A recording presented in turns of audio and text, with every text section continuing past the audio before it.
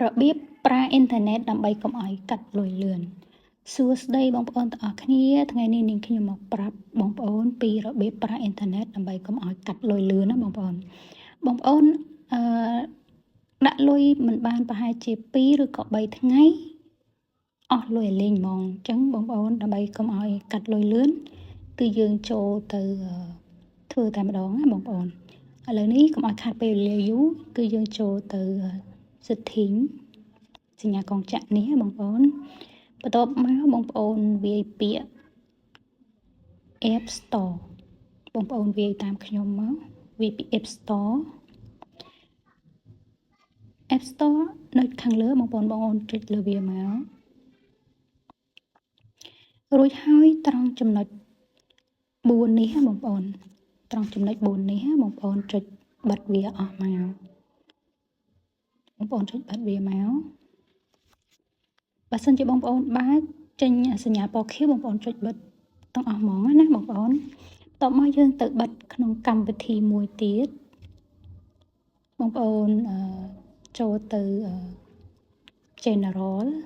ដែលមានសញ្ញាកងចក្រនេះបងប្អូនចូលទៅ General បន្ទាប់មកបងប្អូនចុចត្រង់ Software Update រួចហើយត្រង់ចំណុច Automatic Update នេះបើសិនជាបងប្អូនឃើញពី On បងប្អូនត្រូវចុចអស់មកចុចបិទវាមកបងប្អូនហើយត្រង់ចំណុចនេះបងប្អូនចុច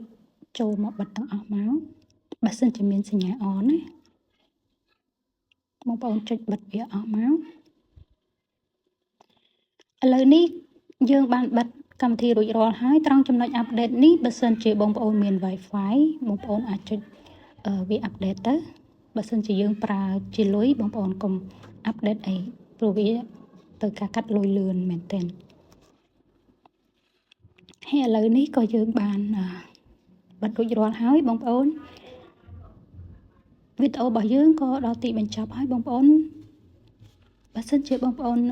ពេញចិត្តសូមកុំភ្លេចជួយ Subscribe Channel របស់ខ្ញុំម្នាក់មួយផងណាបងប្អូននេះខ្ញុំសូមអធិស្ឋានរាល់កំហុសឆ្គងក្នុងការនិយាយស្ដីមិនសមរម្យចំណុចណាសូមបងប្អូនអធិស្ឋានផងឥឡូវនេះវីដេអូរបស់យើងមានតែប៉ុណ្ណេះសូមបងប្អូនទស្សនាវីដេអូក្រោយៗទៀតណាបងប្អូនហើយអរគុណច្រើនបងប្អូនសម្រាប់ការទស្សនាវីដេអូរបស់នាងខ្ញុំសូមអរគុណជម្រាបលាបាយបាយ